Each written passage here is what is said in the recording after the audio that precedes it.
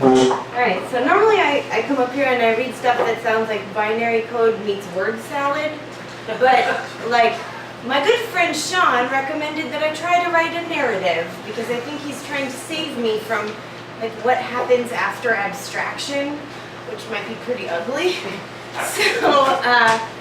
So I tried to write a narrative poem, and you guys have all been so wonderful. I kind of want to read something I'm proud of, but I promised myself I was going to do this for Sean, and for me. So also if this is like really long, just stop me, because I don't know, I haven't. The neighbor's hounds are having at it. Another mid-morning in Fishtown. My dog really wants to pop off too. She's named after a friend who went flying on the Market Frankfurt L, trying to switch directions between two passing trains. My dog has the traumas, unrelated. Old grandma, sweet and less caged. I've been up most of the night trying to write a narrative poem, and it wants to be about you. The neighbor stumbles in. She's talking about intentional living communities in Hawaii where boy children aren't stigmatized by circumcision. Totally! The indiscriminate regulation of bodies. What a fitting retribution. But I can't with sarcasms. The air smells of rank basset, and she's swirling a demi-tasse of espresso in my direction. And I'm sure we're both tired, also, of talking amongst ourselves about all that internalizing the patriarchy stuff. Standing in this kitchen, I hope I look like Mary Hartman, the housewife who has a total nervous breakdown after capitalism's commodification of domesticity in the 1970s rendered her skills useless.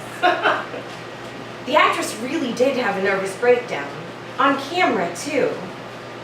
She was also married to Woody Allen. I wish my hair would grow faster so I can plait it in pigtails just like Mary.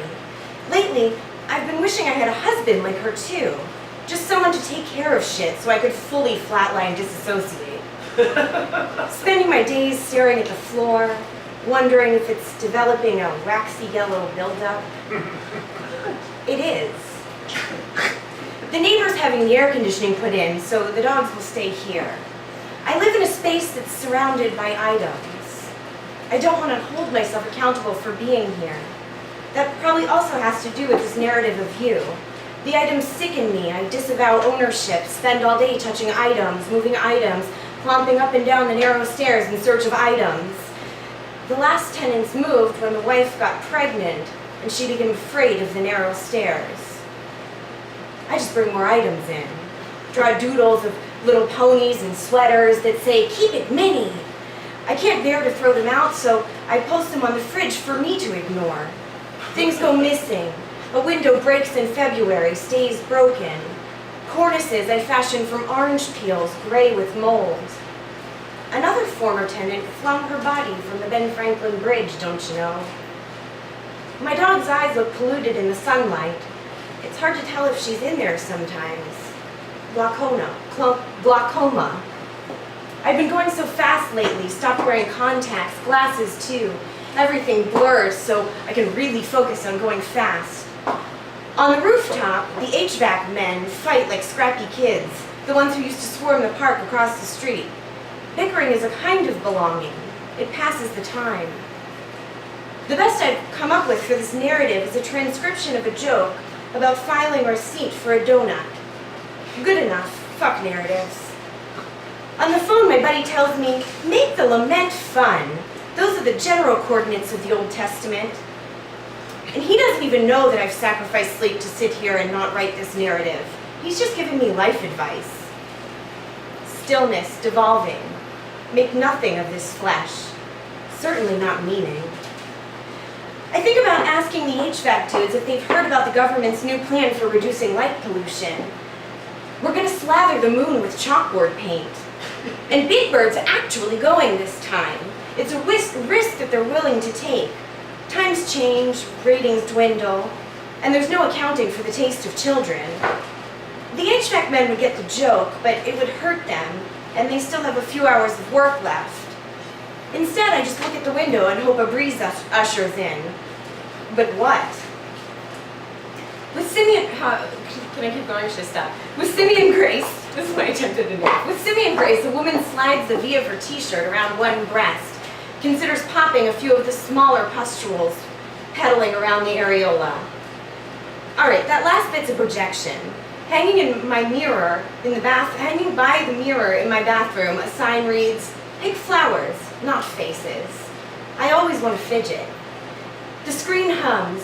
Apparently, I've been looking at an article on the new techie craze, conversational personalities for human consumption. They're adaptable to the user. So technically, I could transcribe all of our conversations into this damn thing and pretend that you could still respond. Unless I keep replying as you, it'll inevitably adapt, and it'll just be me talking to me again. The girls played beer pong in the adjacent yard, where the wailing of an overgrown man used to start with "nobody cares" and end with a domestic violence call. But never mind. They test those conversational personalities on computers prior to human consumption.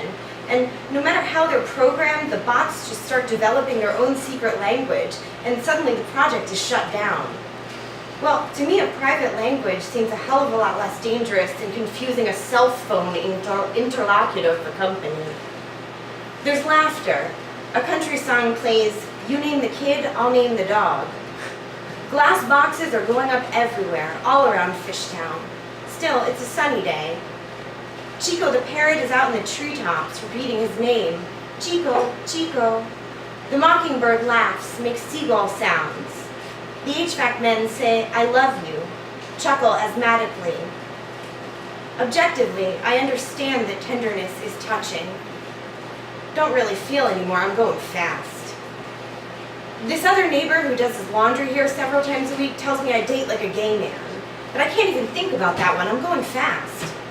I wear my lap like recovery, stock up on silky fabric scraps to rub between calloused hands I call meat paws, nest them in pockets, under pillows, in the center console of the car, go even faster, treat you like a habit, like itch of sweet on teeth. Gums recede faster than I can roll a cigarette. Comfort objects faster. Smooth jazz wafts from the Marins. The hour must be somewhere between 6 and 9. The rattle of chains, keys, and my dog forgets dysplasia, hurtles down the stairs. The new Fishtown guards returning home from work, grateful that the sudden lack of parking has provided them with the best greeting, commiseration. I open the door. Looks like a beautiful day. The dog scurries out. Pop off, sweet dragon. Sing for your namesake. Hurl yourself against the bars. That's it.